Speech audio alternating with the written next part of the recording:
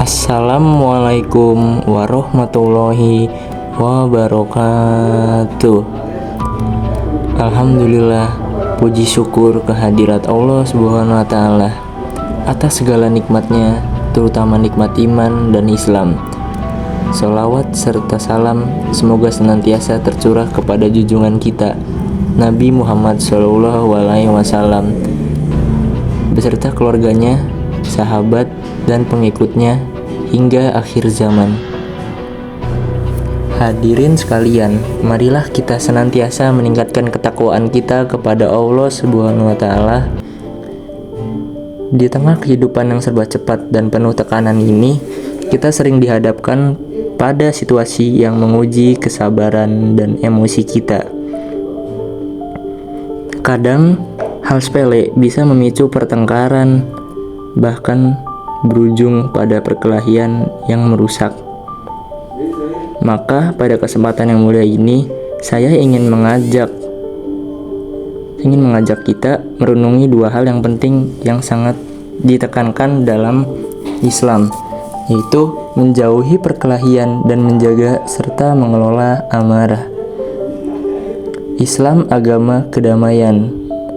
Agama kita, Islam, adalah agama rahmatan lil alamin, rahmat bagi semesta alam.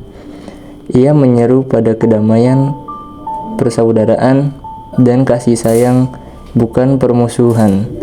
Allah Subhanahu wa Ta'ala berfirman dalam surat Al-Hujurat ayat 10, yang artinya, sesungguhnya orang-orang mukmin itu bersaudara.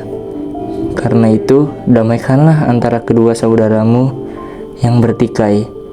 Ayat ini menegaskan status kita sebagai saudara. Perkelahian, apalagi sesama muslim, adalah pengkhianatan terhadap tali persaudaraan ini. Perkelahian dan tawuran adalah pintu gerbang menuju dosa besar, bahkan bisa menghilangkan nyawa. Rasulullah SAW bersabda, apabila dua orang muslim bertemu dengan membawa pedang atau saling berkelahi, maka yang membunuh dan yang dibunuh sama-sama di neraka. Hadis riwayat Bukhari dan Muslim. Mengapa yang dibunuh juga di neraka? Karena ia pun memiliki niat untuk membunuh saudaranya. Hati-hati dengan niat buruk dan permulaan permusuhan. Larangan memutus hubungan. Islam melarang kita mendiamkan saudara kita lebih dari 3 hari, kecuali karena alasan syar'i, seperti mendiamkan ahli bidah atau yang zalim. Nabi SAW bersabda, tidak halal bagi seorang muslim mendiamkan saudaranya lebih dari 3 malam. Hadis riwayat Bukhari dan Muslim. Jadi, mendiamkan saja dilarang, bagaimana dengan perkelahian yang lebih parah? Mari kita hindari setiap hal yang memicu perpecahan, mulai dari jiwa, prasangka buruk, hingga mencari-cari kesalahan orang lain. Amarah kunci keburukan. Terkadang, pangkal dari perkelahian adalah amarah yang tidak terkontrol. Amarah itu seperti api yang disulut oleh setan. Rasulullah SAW pernah berpesan kepada seorang sahabat secara berulang-ulang, yaitu, janganlah engkau marah, bagimu surga. Hadis riwayat Al-Tabari dihasankan oleh Albani. Ini menunjukkan bahwa menahan amarah bukanlah perkara ringan, melainkan amalan yang berbobot surga. Kekuatan sejati, siapakah orang yang kuat itu? Bukan yang jago berkelahi atau bergulat.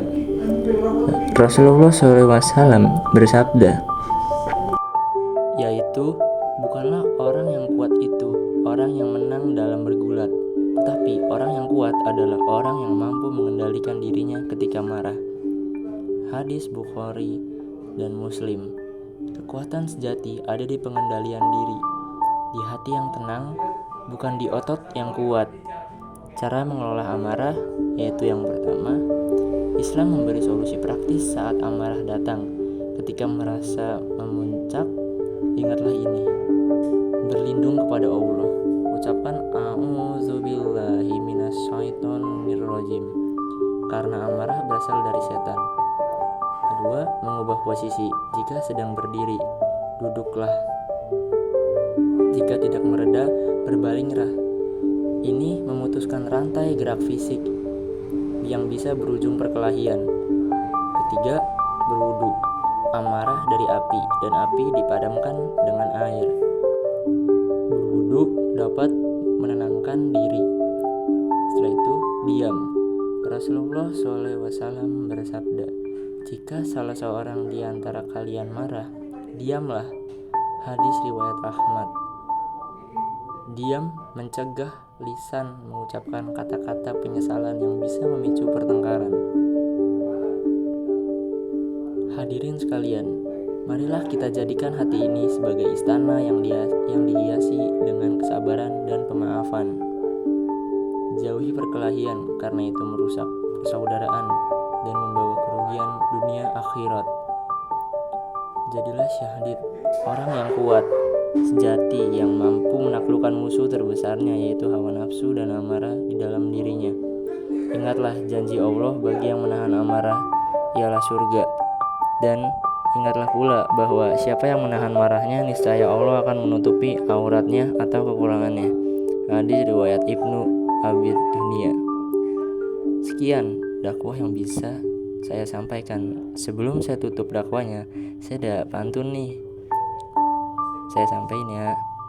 Ke pasar beli buah nanas, tidak lupa membawa payung karena musim hujan. Sekarang mari pulang dengan ikhlas. Semoga kita selalu dalam lindungan Tuhan.